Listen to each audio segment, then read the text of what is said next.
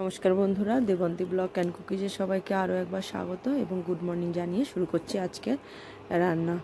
তো এখানে আমি পনিরগুলো ভেজে নিচ্ছি, আর এই পনিরগুলো আমি এর আগের দিন বানিয়ে নিয়েছিলাম বাড়িতেই। তো সেই ভিডিওটা আপনাদের দিয়েছি।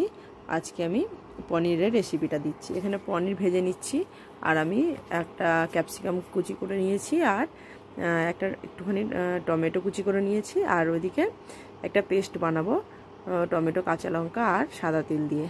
এদিকে কড়াই বসিয়ে দিয়েছি, কড়াইতে তেল দিয়ে জিরে ফোড়ন দিয়ে প্রথমে আমি ক্যাপসিকামটাকে দিয়ে দিচ্ছি। আর এই রান্নাটা করার জন্য না খুব একটা বেশি মশলা আমি ইউজ করব না, একদম কম মশলার মধ্যে। তারপরে যে টমেটোগুলো কুচি করে রেখেছিলাম সেই টমেটোটা দিয়ে দিলাম, দিয়ে একটু নুন দিয়ে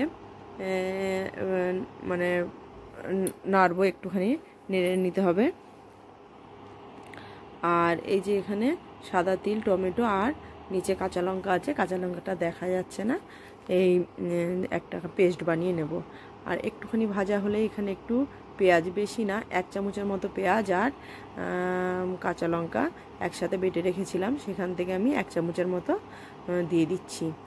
আর এই রান্নাটা না একদম কম মশলায় হবে ঠিকই, কিন্তু যেরকম বাইরে হোটেলে বা ধাবায় যেরকম হয় ঠিক ওই টাইপেরই আমি রান্নাটা করছি।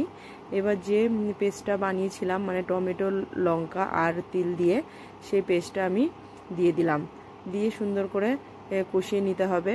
আর দেখুন, এই কষাতে কষাতেই যে ক্যাপসিকাম দিয়েছিলাম সেই ক্যাপসিকামটাও সিদ্ধ হয়ে যাবে।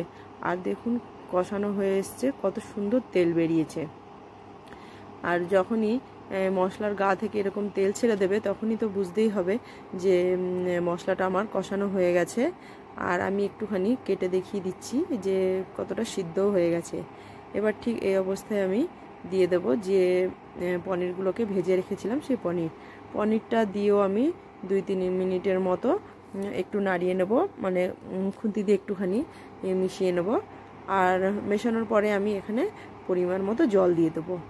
আর জলটা না আমি খুব বেশি দেব না, যেহেতু একদম ধাবা স্টাইলের আমি করছি, সেরকম ধাবায় বা হোটেলে যেরকম একটা গাঢ় গাঢ় সুন্দর একটা হয় না, ওরকমই, মানে ওইরকম স্টাইলেই আমি করছি।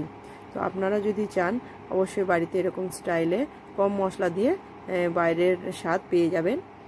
আর এই দেখুন জলটা দিয়ে দিয়েছি, আমি খুব বেশি জল দিইনি, একদম অল্প। এরপরে নুন হলুদ দিয়ে যেরকম আমি প্রতিদিন চেক করে নিই সেইভাবে চেক করে নিতে হবে। চেক করে নিয়ে একটু ফুটতে দেবো। আর একদিকে না আমি একটুখানি জিরের গুঁড়ো, জিরে, ধনে আর একটু তেজপাতা ভেজে একটু বেটে নিয়েছিলাম, সেই মশলাটা 1 চামচের মতো দিয়ে দিলাম। আর দেওয়ার পরে আমি এর মধ্যে দিয়ে দেবো সামান্য গরম মশলা। রেডি হয়ে গেছে আমাদের আজকে ধাবা স্টাইলে পনির। আপনাদের যদি এই সহজ সরল রেসিপিগুলো যদি ভালো লাগে তাহলে অবশ্যই আমার চ্যানেলটি লাইক করবেন, শেয়ার করবেন এবং সাবস্ক্রাইব করে পাশে থাকার অনুরোধ রইল। আর এরকম সহজ সহজ রেসিপিগুলো দেখার জন্য অনেক ধন্যবাদ।